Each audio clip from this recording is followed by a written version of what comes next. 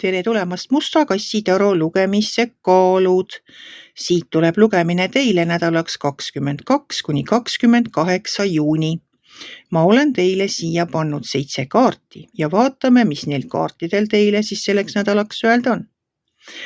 No nädal algab teil siin karikate 5-ga.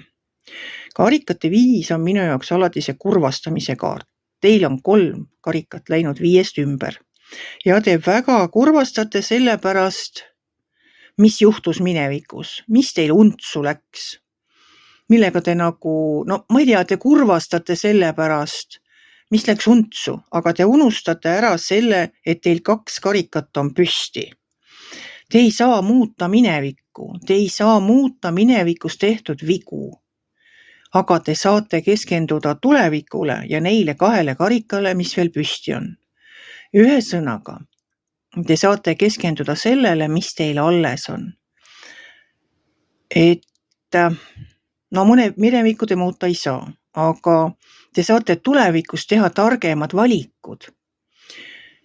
Te saate õppida sellest, mis untsu läks ja võtta kaasa sellest selle, mis läks hästi. Te olete ju ise muutunud.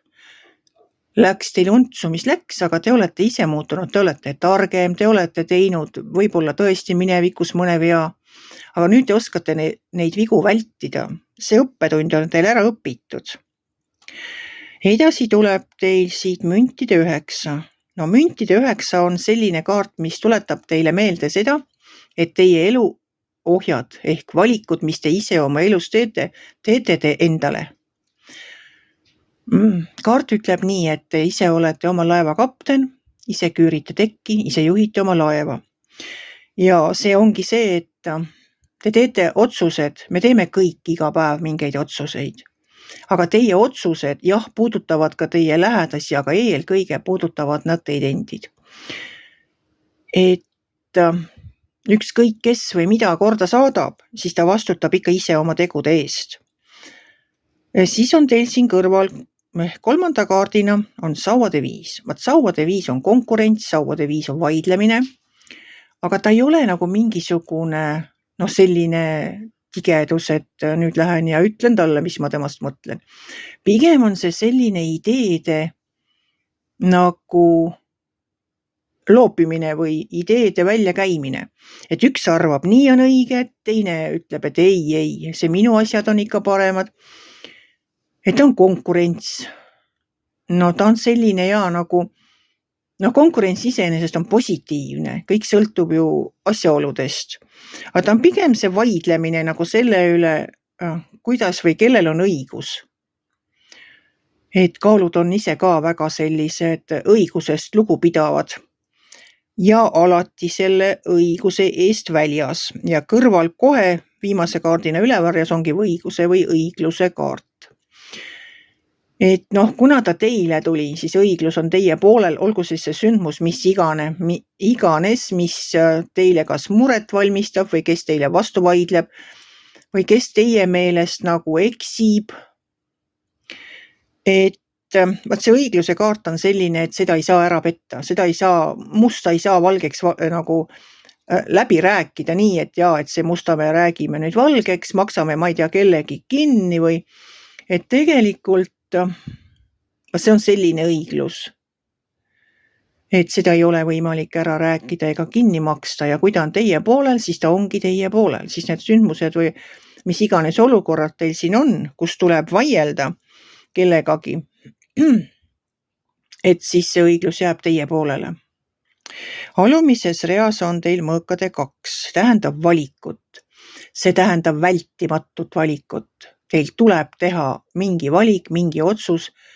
Kaart räägib sellest, et edasi minna te ei saa, enne kui see otsus on tehtud. Kaalud armastavad kaalutleda asjade üle. Kas te just nii päriselt kaalutlete, et mis saab siis, kui ma teen nii ja mis saab siis, kui ma ei tee nii. Aga eks seda mõtlemist teil on ikkagi selle sama otsuse tegemise või valiku tegemise juures. Peategi te järgi mõtlema, et kuidas on parem. Plussid, miinused tuleb kokku lüüa ja siis vaadata, mis on parem. minna nii sinnapoole või teisele poole. Siis on teil siin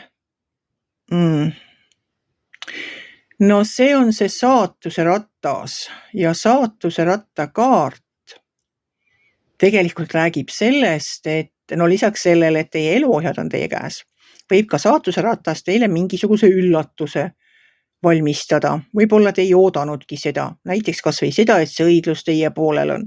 Olete võib-olla väsinud juba selle ootamisest, et mis mõttes nagu mingit õiglust ei ole olemaski. Et tegelikult võib elu teile igasuguseid üllatusi teha. No ma eeldan seda, et need on positiivsed üllatused.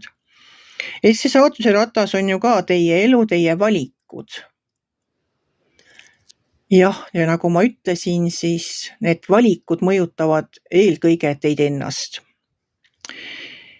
Aga kuna teil on liitlaseks see viimane kaart ehk mõõkade kuninganna, kes on väga seaduseteadlik, kes on paberimajanduses suurepärane liitlane, kes teab kõiki seaduse knihve, kes loeb lepingud läbi ja saab aru, kui seal midagi on valesti. Nagu ta on väga hea projektikirjutaja, sest ta tunneb seadust. Tema on väga hea advokaat, kui teil teda on vaja. Et selline liitlane, nagu on mõõkade kuninganna, kulub igale ühele elus marjaks ära. Et kuna teie pool on õiglus ja mõõkade kuninganna võib-olla aitab seda õiglust siis ka jalule seada ja valik tuleb teil teha ja saatus on teie kätes. Et eks siis ootame ära, mis üllatus elul varruks on. Loodan, et see tuleb siin üsna varsti, sest universumil ei ole õiget aega. Et universum ei tiksu nii, nagu meie siin maa peal tiksume, mingisuguses 24 tunni rütmis. Et universumil on mingisugune oma aja arvamine. See, mis meil on võib-olla 5 aastat, on seal mingi hetk. Aga noh, kuna need on siia teile selektsiooni nädalaks tulnud, las siis olla nii. Vaat selline lugemine tuli teile, armsad kaalud, võtke või jätke. Kui teile minu lugemine meeldis, ärge olge kitsi. Pange ikka like pöial üles, võite ka kommenteerida. Kindlasti võite te minu kanali endale tellida. Siis olete te kõigega kursis, mis kanalil toimub. Ka minul on uued ideed, mida teieni tuua, lisaks tarokaartidele ja kuu siis täiskuu ja kuu loomise nagu energiate vaatamisele. Ma olen teile väga tänulik, armsad kaalud, et te olete minuga. Ja nii ongi. Aitäh teile ja kohtume järgmisel nädalal.